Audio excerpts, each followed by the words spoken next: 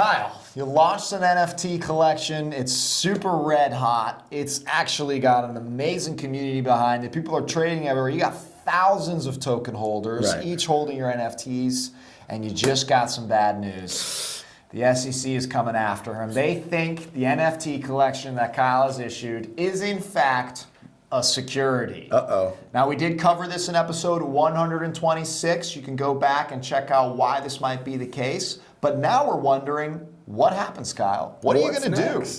Well, we've got 4 steps. We've got 4 potential options at least. We can kind of break them all down, but it pretty much ranges on a spectrum from either accepting defeat or fighting the dragon, and then there's certainly plenty of options in between. And we've got all kinds of examples of places that we've seen this happen before. So I think the first one, this is relevant because of the BlockFi news. You may have seen BlockFi had a settlement with the SEC a rather for big one. $100 million. Oh my God. For doing what they call BIS or BlockFi interest accounts or something along those lines, where they were offering 8, 9, 10% in an interest-bearing high-yield account, which the SEC said that looks like a security, and you're not a bank, you can't offer that. And so BlockFi pretty much said, we agree. And so take this cash and let's forget about it. Let's not say that we did anything wrong, but we'll pay you a fine and we'll stop doing this moving forward. So they essentially settle without an admission of guilt. This is the most common thing that you see in the financial system and with regulators, because it's not worth their time to go to court and spend years and years and years fighting it, like we've seen with Ripple, where it can actually backfire and they get nothing at all. So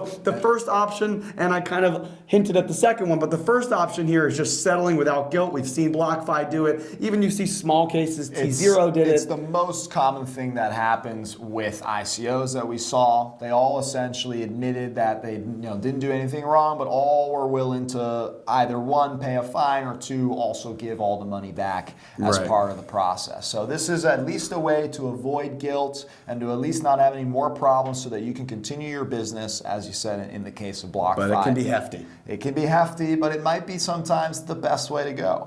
Or perhaps you want to handle things yourself. You want to be proactive. In fact, you say, you know what, we're going to do a rescission and we're going to recall all of our tokens. So that's option number 2. You're actually going to fall into compliance. And now you're actually going to say, hey, we're going to reissue these tokens and we're going to make them security tokens. Of course, you're going to make them compliant. That's obviously the reason why the SEC is coming after you. We saw this actually happen several times in the security token industry because there were tokens that were trading on non-regulated marketplaces. Therefore, we didn't know who their owners were. And now those companies, those issuers had to go ahead and do a rescission and figure out who are our owners and give them the proper security tokens. We saw this with Blockchain Capital. We saw this with Science and their Psi 1 and 2 tokens, I guess, that are out there now. And it's an absolutely proper use case. It's absolutely something that you can do that happens in the blockchain world. It's totally doable. It is a bit of a process, right? You have to figure out how to return people's money or return people's tokens and then issue them a new one that's proper. But it's absolutely a way to go ahead and stay compliant. Check out my interview with Graham Moore from Polymath. We discussed they actually did a rescission. The other way to call this, we use the term reissuance as well, where you're essentially, as you said, taking one, you're locking it in, we'll burn that token, and we'll give you an equal and identical one that now has the additional compliance or pieces alongside it. Polymath did, I think they went from Poly to PolyX or something along those lines, just like what you're mentioning. Rescission can happen, might happen for some of these assets. And then there is the fighting angle. So we've talked about XRP, and according to John's section, we may have some news next week coming in on what's going on in that case. It certainly has been quite a saga that we have covered many times here on the show. We called it last year's case of the year, and we still don't have enough. It's got to be 3 years running at this point. And so Brad Garlinghouse, CEO of Ripple, and his team have been fighting furiously against the SEC, suggesting they are not a security. They have not done any insider trading. They have not done any of these things that would be considered non-compliant. And the SEC is having actually a pretty difficult time tracking them down and actually pinning any charges on them because of the fact that there's international transactions that the SEC does not have jurisdiction over. And certainly Ripple actually may have just as big, if not a bigger legal budget than the SEC does because of how successful the asset has been over the years. So this is kind of one of those, high risk, high reward situations for a company like Ripple, where either this works out very well for them and they win the case and they're off scot-free, or potentially they end up getting really majorly screwed because they need to be set an example of. There's also the third option, which still can happen, where they settle for a price that makes sense for both sides and they just call it quits from there. So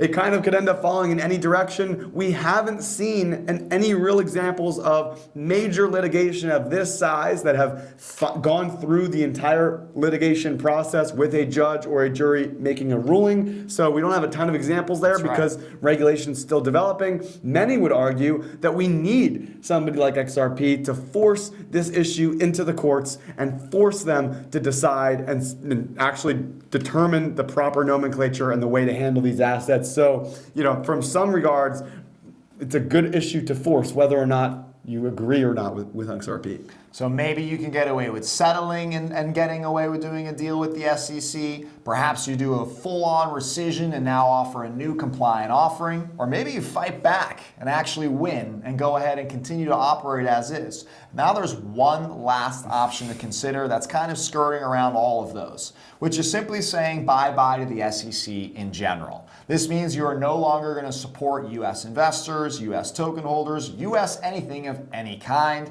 You're now going to only support international investors. You may jump around jurisdiction to jurisdiction, finding what the right regulations that you're comfortable are, or perhaps no jurisdiction at all, and you continue to operate, again, without having a target on your back by one of the largest and most strict financial regulators in the entire world, the SEC. And so easy to do if you just say, again, no more U.S. investors. We've seen companies do this on a wide variety of nefariousness. Certainly the Telegram case comes to mind, where they just said, screw it, we're going to go international, and they were able to kind of get away with some of the things they're doing. You see FTX offering tokenized stocks, which I wouldn't believe are compliant here in the United States. Certainly Binance tried to do the same thing and had a lot of international issue as well. But FTX, they are firewalling U.S. investors. They've got FTX.US for U.S. investors. They've got FTX.com for international investors. Or you've got platforms like Stoker, which have been super successful on primary fundraisers for security tokens.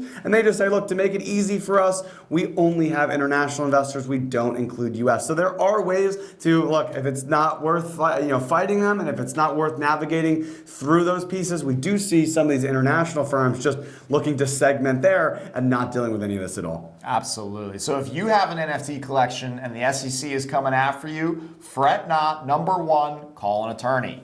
Definitely have an attorney on the books. We are not lawyers, securities lawyers specifically in this regard. You're definitely going to have good counsel, but you're probably going to end up finding that you're going to go one of these four routes. Perhaps you go ahead and realize the best deal to take is the deal the SEC is giving you right now. Or maybe you just go ahead and be proactively compliant and say, we're going to full-on issue a new token and rescission or reissuance process. Or you're going to fight back like Ripple did and say, you know what, SEC, you're wrong in this case, and we think we're right. We've got the right attorneys. We've got the right legal argument. Let's take this thing to court. Or last but not least, you simply are willing to accept that you're no longer going to deal in the United States. And for many of those of you who are operating NFT collections in the United States and find yourself with issues in the SEC, you're probably still going to have issues going with that route because you still live in the U.S., so you're definitely going to have some kind of link to it in general. But those are probably the fourth options. Maybe you've thought of a fifth one. We'd love to hear it. Reach out to us. Kyle and I are available on Twitter, LinkedIn. We're active everywhere. We've got a very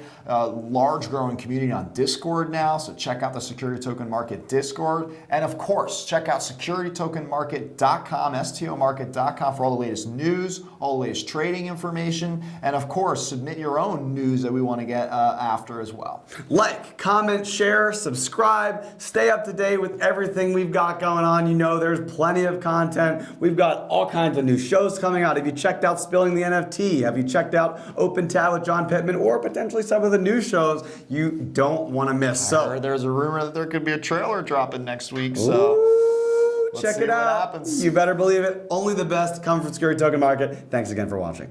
Happy tokenizing.